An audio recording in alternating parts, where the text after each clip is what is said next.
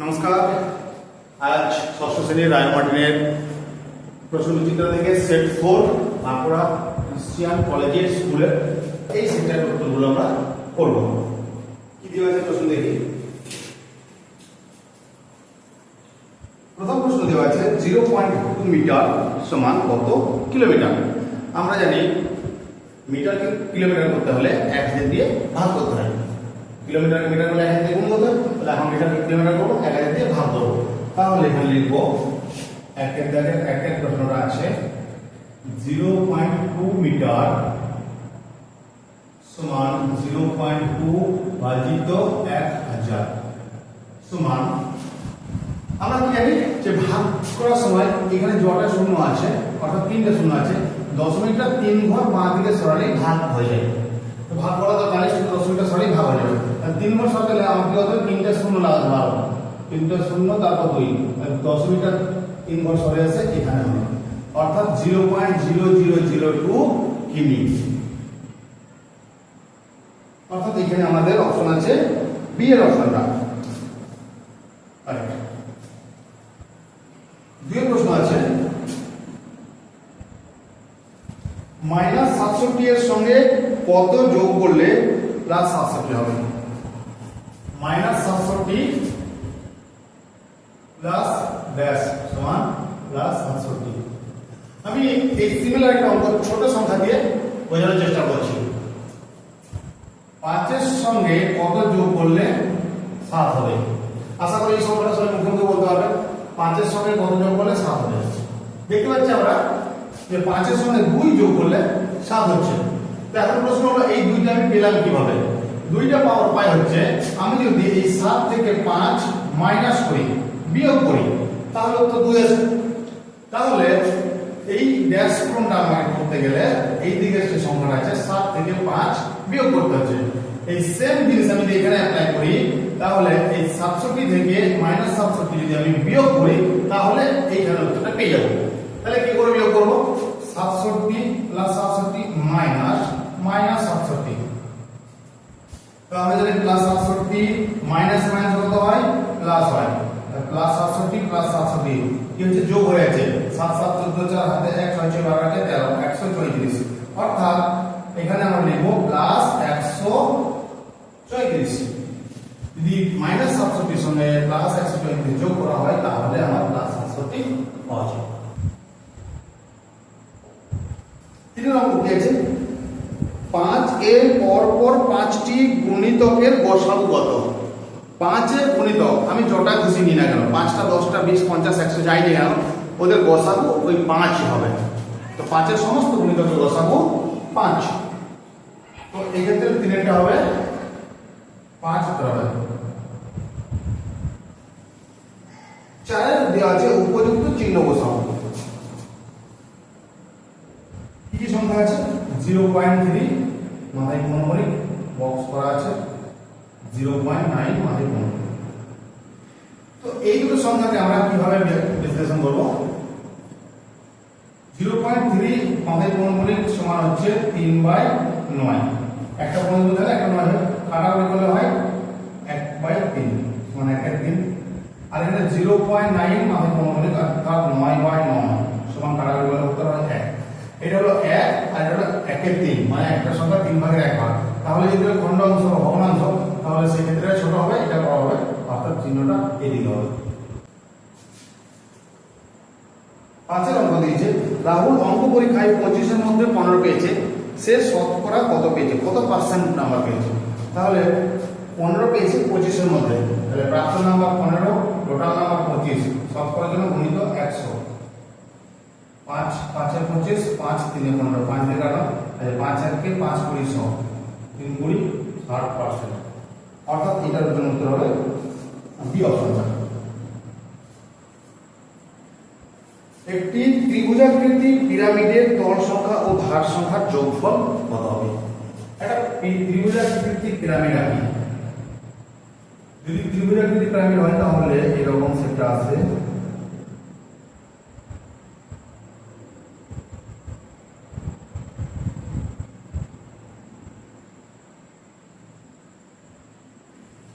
ভূমির ত্রিভুজাকার, সব তলগুলো ত্রিভুজ আকৃতি হবে, তিনটা তল এসে একটা বিন্দুতে মিলিত হচ্ছে, অর্থাৎ ওই পাশে একটা তল, এই পাশে একটা তল, সামনে একটা তল আর নিচে একটা তল, মোট তল হচ্ছে 4টে। তাহলে ত্রিভুজ আকৃতি ভূমিষ্ঠ পিরামিডের তল সংখ্যা হচ্ছে 4টে, ধার সংখ্যা, ধার করা হচ্ছে নিচে 1 2 3 4 5 6, তাহলে ধার 6টি, তল 4টি, তাহলে মোট সংখ্যা হচ্ছে 10টি। তল ধারের যোগফল হচ্ছে 10।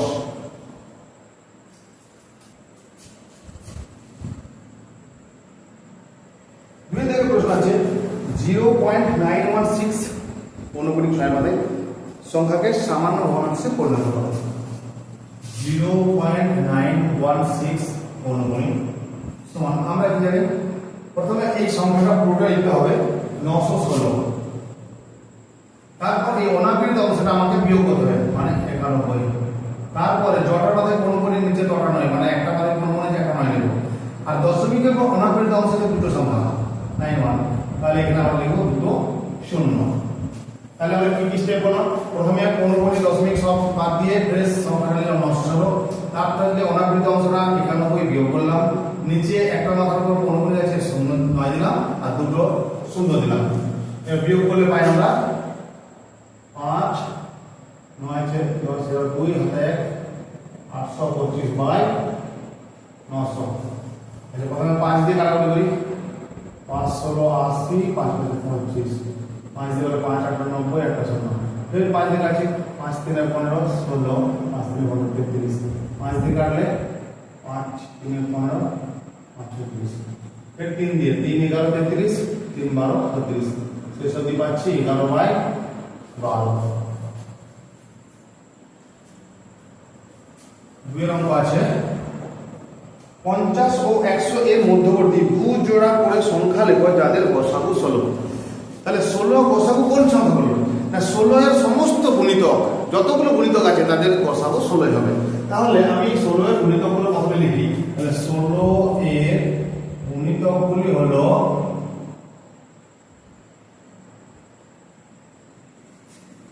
16 32 48 64 80 96 112 ডট ডট ডট ডট অসংখ্য আছে। তো এখানে বলা হচ্ছে 50 এবং 100 এর মাঝখানে জোড়াগুলো নিতে হবে। তাহলে 50 ও 100 এর মাঝখানে আছে এই তিনটে সংখ্যা 64 80 এবং 96। তাহলে এই প্রশ্নের উত্তর আমরা লিখব যে 50 ও 100 এর মধ্যবর্তী দু জোড়া সংখ্যা হলো যাদের গসাগু 16, কি কি না 100 আমরা লিখতে পারি 64 এবং 48, আর লিখতে পারি 80 এবং 96, জোড়া জোড়া নিতে হবে। তাহলে উত্তর লিখব 50 ও 100 এর মধ্যবর্তী দু জোড়া সংখ্যা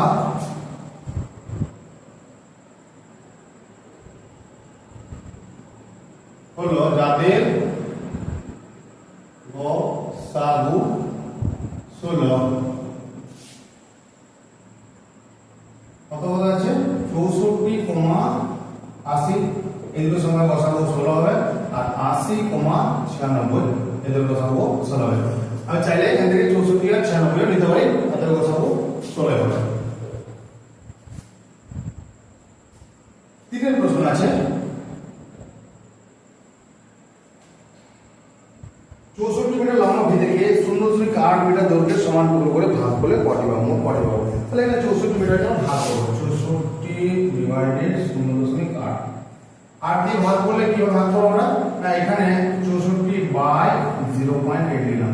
আমরা জানি দশমিকগুলোর জন্য নিচে যতটা দশমিক থাকে উপরে ততটা শূন্য লাগিয়ে দশমিক মুক্ত হয়ে যায়, অর্থাৎ 6 4 একটা শূন্য দিলাম বাই 8, দশমিকগুলোর জন্য উপরে একটা শূন্য দিলাম। 8 দিয়ে কাটলে 8 8 এ 64 একটা শূন্য 80। তাহলে এর উত্তর লিখব যে 64 এর লব থেকে 0.8 মিটার দৈর্ঘ্যের সমান টুকরো করলে মোট টুকরো পাওয়া যাবে 80টি। অতএব লিখব মোট টুকরো পাওয়া যাবে 80টি। আছে -20 এর বিপরীত সংখ্যা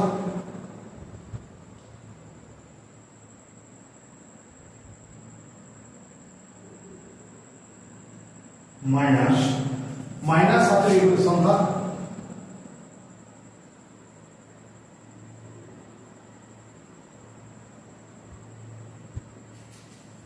মাইনাস মাইনাস 8। তাহলে মাইনাস 20 এর বিপরীত সংখ্যা কি হবে প্লাস 20। আমরা লিখব প্লাস 20 মাইনাস মাইনাস এর বিপরীত সংখ্যা প্লাস 7 মাইনাস যা আছে মাইনাস 8। এবারে এই সংখ্যাগুলোকে ব্র্যাকেট খুললে কি হয় এখানে প্লাস 20 মাইনাসে প্লাসে মাইনাস 7 মাইনাসে মাইনাসে প্লাস 8। তাহলে প্রথমে 20 থেকে 7 বিয়োগ করে 8 যোগ 20 থেকে 7 বিয়োগ করলে হয় 13 প্লাস 8 13 8 হয় 21।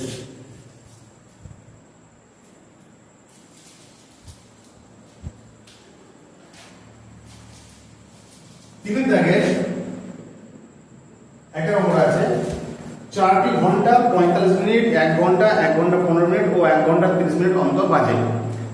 বেলা 12টার সময় ঘন্টাগুলি একসঙ্গে বাজার ঠিক কতক্ষণ পর আবার একসঙ্গে ঘন্টাগুলি বাজবে এবং ওই সময়ের মধ্যে প্রত্যেক ঘন্টা কতবার বাজবে।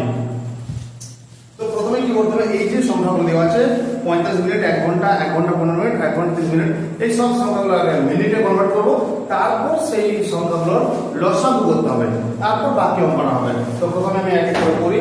45 মিনিট 1 ঘন্টা সমান 60 মিনিট 1 ঘন্টা 15 মিনিট সমান 75 মিনিট আর 1 ঘন্টা 30 মিনিট সমান 90 মিনিট। সব সংখ্যাগুলো মিনিট করে নিয়েছি। এবারে এই সংখ্যাগুলো লসাগু করব। লসাগু করব 45 60 75 90। প্রথমে 5 দিয়ে চালাবো 5 9 45 5 12 60 5 15 75 5 18 90। फिर 3 দিয়ে চালাবো 3 3 का 9 3 4 12 3 5 15 3 6 18। फिर 3 चलो है 1 4 রইলো 5 2। फिर 2 चलो है 1 2 গুণে 4 5 রইলো 2। এটা 1 তাহলে লসাগু সমান 5 গুণিত 3 গুণিত 3 গুণিত 2 গুণিত 2 গুণিত 5 5 গুণে 10 10 গুণে 20 20 দিনে 60 60 দিনে 18 180 5 90 900 মিনিট। 900 মিনিট যদি আমরা 60 দিয়ে ভাগ করি তাহলে হয়ে যায় ঘন্টা। এটা 60 দিয়ে ভাগ করলে 15 ঘন্টা। তাহলে ঘন্টাগুলো একবার রাত একবার বেলা 12টার সময় একসঙ্গে বেজেছিল, এরপরে আবার কখন বাজবে না এরপর আবার ঠিক 15 ঘন্টা পর একসঙ্গে বাজবে। তাহলে বেলা 12টা থেকে আরো 15 ঘন্টা পর আমি যদি সময়টা হিসাব করি তাহলে বেলা 12টা থেকে 15 ঘন্টা 15 ঘন্টা মানে আমি 12 ঘন্টা ধরে নিই, তাহলে দুপুর 12টা থেকে রাত 12টা 12 ঘন্টার পর আরো 3 ঘন্টা আছে, মানে তারপরে 1 2 3টা বাজবে মানে রাত্রি 3টার সময়। তাহলে ঘন্টাগুলি আবার একসঙ্গে বাজবে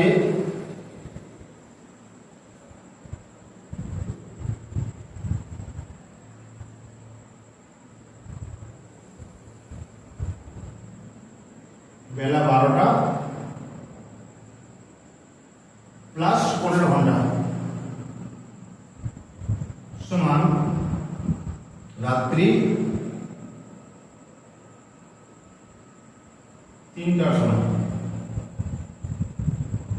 রাত্রি 3টার সময় ঘন্টাকে আবার একসঙ্গে বাজবে। এখন প্রশ্ন হচ্ছে যে এই সময়ের মধ্যে এই যে 15 ঘন্টা সময়ের মধ্যে কোন ঘন্টা কতবার বাজবে। তো প্রথম ঘন্টাটা 45 মিনিট অন্তর অন্তর বাজে, তাহলে এই 15 ঘন্টা সমান 900 মিনিট। এই 900 মিনিটের মধ্যে 45 মিনিট অন্তর যে ঘন্টা বাজে সে কতবার বাজবে 900 এর 45 দিয়ে ভাগ করে দেব। তাহলে প্রথম ঘন্টা বাজবে ওই সময়ের মধ্যে বাজবে 900 ভাজিত 45 মানে 20 বার। প্রথম ঘন্টা 20 বার বাজবে। দ্বিতীয় ঘন্টা বাজবে 900 ভাজিত 60 সমান হচ্ছে 15 বার। তৃতীয় ঘন্টা বাজবে 900 ভাজিত 75 সমান হবে 12 বার, আর চতুর্থ ঘন্টা বাজবে 900 ভাজিত 90 সমান হচ্ছে 10 বার। তিনের দাগে 2 এর অঙ্কটা কি আছে? ফসল ওঠার সময় ধানের দাম ছিল কুইন্টাল প্রতি 1080 টাকা। বর্ষাকালে ধানের দাম 15% বৃদ্ধি পেয়েছে। যে কৃষক ফসল ওঠার মুখে 12 কুইন্টাল ধান বিক্রি করছেন, তিনি বর্ষাকালে মোট ধান বিক্রি করলে কত টাকা বেশি পেতেন? যেহেতু বর্ষাকালে দাম বেড়েছে, তাহলে দাম তিনি আরো বেশি টাকা পেতেন। তো সেই পরিমাণটা কত সেটা নির্ণয় করতে বলা হয়েছে। তাহলে এখন আমাকে দেখতে হবে যে বর্ষাকালে যে 12 কুইন্টাল ধান বিক্রি করেছিল, সেখান থেকে তিনি কত টাকা পেয়েছেন। তো 1 কুইন্টাল দাম পেয়েছেন 1080 টাকা। তাহলে 12 কুইন্টাল ধান দাম কত পেয়েছে? 12 গুণিত 1080। তাহলে বর্ষাকালে ফসল ওঠার সময়, ফসল ওঠার মুখে, ফসল ওঠার সময় 12 কুইন্টাল ধানের দাম 1080 টাকা করে 12 কুইন্টাল, মানে 12 শূন্য 8 96 12,960 টাকা। তিনি 12,960 টাকা পেয়েছিলেন। এরপরে বর্ষাকালে 15% দাম বেড়ে গেছে, তাহলে এই 12,960 টাকা উপর 15% তিনি এক্সট্রা পেলেন। সেই এক্সট্রা পরিমাণটা কত? না, বর্ষাকালে দাম বৃদ্ধি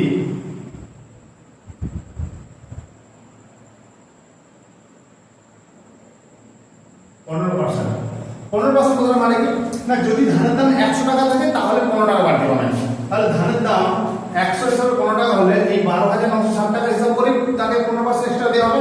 তাহলে 15% 15/100 গুণিত 12,960, কাটাকাটি হবে 5 3 15, 5 20 100। এরপরে 0 0 কাটলাম, 2 দিয়ে কেটে যাবে।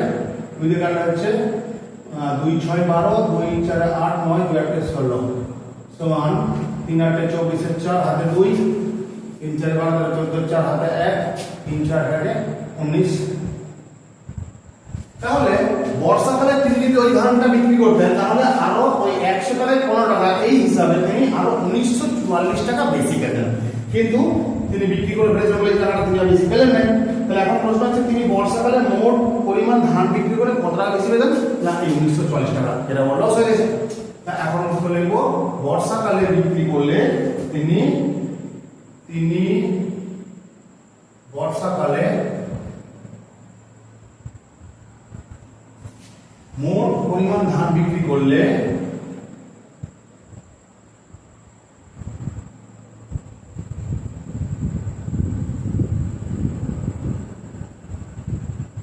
$1944 টাকা বেশি পেতেন। 1944 টাকা বেশি পেতেন। আচ্ছা, পরের অঙ্ক আছে, 20টি পরিবারের সদস্যদের নিচে দেওয়া হয়েছে, তাদের ট্যালি মার্ক দিয়ে পরিসংখ্যা বিভাজনটা ছক বানাতে হবে। তাহলে আমি পরিসংখ্যা বিভাজন ছকটি কিভাবে বানাবো? 3 অঙ্ক। এখানে দেওয়া আছে 20 জন সদস্যের, 20টি পরিবারের সদস্য সংখ্যা। তাহলে এখানে লিখব প্রথমে সদস্য, ট্যালি মার্ক, পরিসংখ্যা।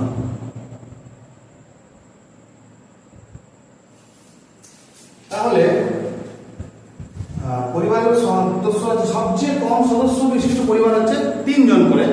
তো 3 জন সদস্য বিশিষ্ট পরিবার আছে কটি? 1 2 দুটি। 3 জন সদস্য আছে এমন পরিবারের সংখ্যা দুটি। তাহলে আমরা ট্যালি মার্কের জায়গায় দুটো দাগ লিখবো, আর পরিসংখ্যার জায়গায় আমরা সংখ্যায় 2 লিখবো। তারপরে 4 জন মেম্বার আছে এরকম পরিবার আছে, 4 জন মেম্বার আছে এরকম পরিবার সংখ্যা আছে 5টা। 1 2 3 4। আমরা ট্যালি মার্কে জানি 5 নাম্বার দাগটা ক্রস দিতে হয়, 4টে দাগ সোজা হাতে দিয়ে 5 নাম্বারটা ক্রস। ট্যালি মার্কে 5টা, এখানে লিখব পরিসংখ্যা আমরা 5। তারপর 5 জন মেম্বার আছে এরকম পরিবারের সংখ্যা আছে 3। ট্যালি মার্কে 3টে দাগ, এর পরিসংখ্যায় 3। 6 জন পরিবার মেম্বার আছে এরকম পরিবারের সংখ্যা আছে 6টি। তাহলে আমরা কি করে ট্যালি মার্ক করব? 1 2 3 4 5 নাম্বারটা ক্রস দিয়ে ফের আর একটা 6 ট্যালি মার্কে আমরা এভাবে লিখব। পরিসংখ্যায় লিখব 6 জন, সঠিক লিখব। সাতজন মেম্বার আছে এরকম পরিবারের সংখ্যা আছে তিনটি, একটি দুটি তিনটি, লিখো না তিন। আর 8 জন মেম্বার আছে এরকম পরিবারের সংখ্যা, একটি দাগ দিলাম, এখানে আমার সংখ্যা লিখবো 1। একবার শেষে মিলে দেখে নেবো 20টা পরিবার হলো কিনা। 5 2 7 7 3 10 10 6 16 17 18 19 7 20, তাও 20টা পরিবারের সদস্য সংখ্যা। এই যে একটা চার্ট তৈরি করলাম, এটা হলো পরিসংখ্যা বিভাজন তালিকা। নম্বর আছে তোমার কাছে 150 টাকা আছে, তোমার টাকার 0.05 অংশ দিয়ে পেন্সিল কিনলে এবং তোমার টাকার 0.4 অংশ দিয়ে গল্পের বই কিনলে। এখন তোমার কাছে কত টাকা পড়ে রইল? তাহলে আমি যে টাকাটা খরচ করছি আগে সেই পরিমাণটা বের করে তারপর সেটা বাদ দিলে বাকি টাকা পড়ে রইল। তো আমার কাছে মোট ছিল 150 টাকা, সেই টাকা আমি পেন্সিল কিনলাম 0.05 অংশ দিয়ে। তাহলে পেন্সিল কিনলাম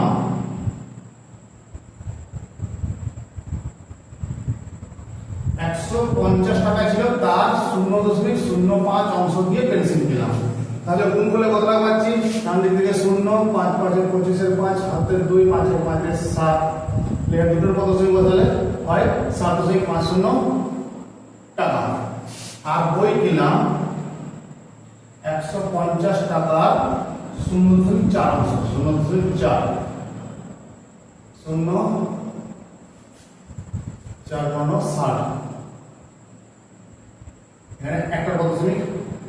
তাহলে মোট খরচ হলো 7.50 প্লাস 60.0 সমান ডান দিক থেকে 50 67.50 টাকা।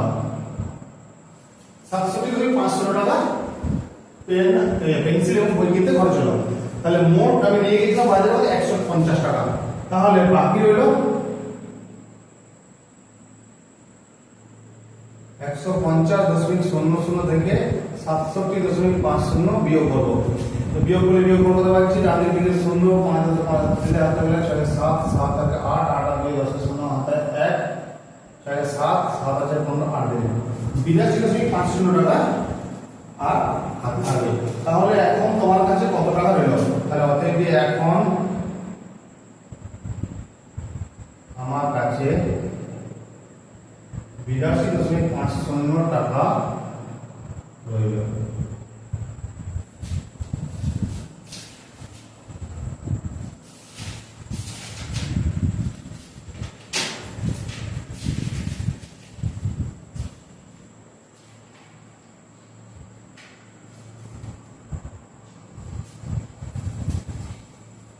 এরপরে একটা চিত্র সহ সংজ্ঞা দাও। সমবিন্দু সরলরেখা।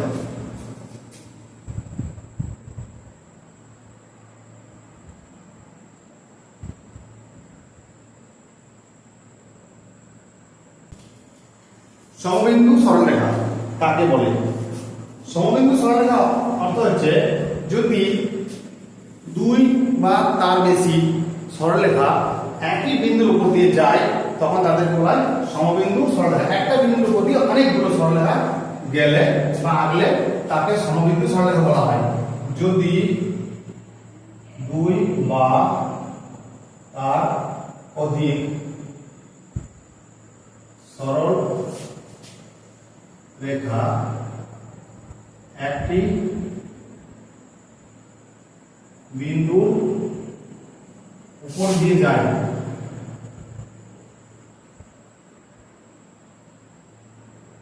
তবে তাদের সমবিন্দু সরল রেখা বলে। এখানে ছবিটা পেন দিয়ে আছে কিন্তু তোমরা সব পেন্সিল দিয়ে স্কেল দিয়ে করতে পারবে। তো এখান থেকে আমি একটা সরল রেখা নাম এ বি, একটা নাম সি ডি, একটা নাম ই এফ। তাহলে এই তিনটে সরলরেখা এ বি সি ডি এবং ই এফ সরলরেখা একটা বিন্দু দিয়ে যাচ্ছে, আমি নাম দিলাম ও বিন্দু। তাহলে সব সরলরেখাগুলো ও বিন্দুর উপর দিয়ে গিয়েছে। তো এরা হলো প্রত্যেকে A B C D E F এই সরলরেখা হচ্ছে সমবিন্দু সরলরেখা, কারণ এরা একটা বিন্দুর উপর দিয়ে গিয়েছে। অতএব এ বি সি ডি ও ই এফ সমবিন্দু সরল রেখা। আর এই পর্যন্ত আশা করি ভিডিওটা ভালো লেগে থাকবে। যদি তোমাদের ভালো লাগে অবশ্যই একটা লাইক করবে, আর যদি পারো নতুন হওয়া চ্যানেলে তাহলে চ্যানেলটা অবশ্যই সাবস্ক্রাইব করবে। আর যদি কিছু বুঝতে সমস্যা হয় তাহলে অবশ্যই আমার কমেন্ট করে জানাবে, আমি চেষ্টা করবো তোমাদের মতো করে আবার ফের নতুন করে বোঝানো। ঠিক আছে।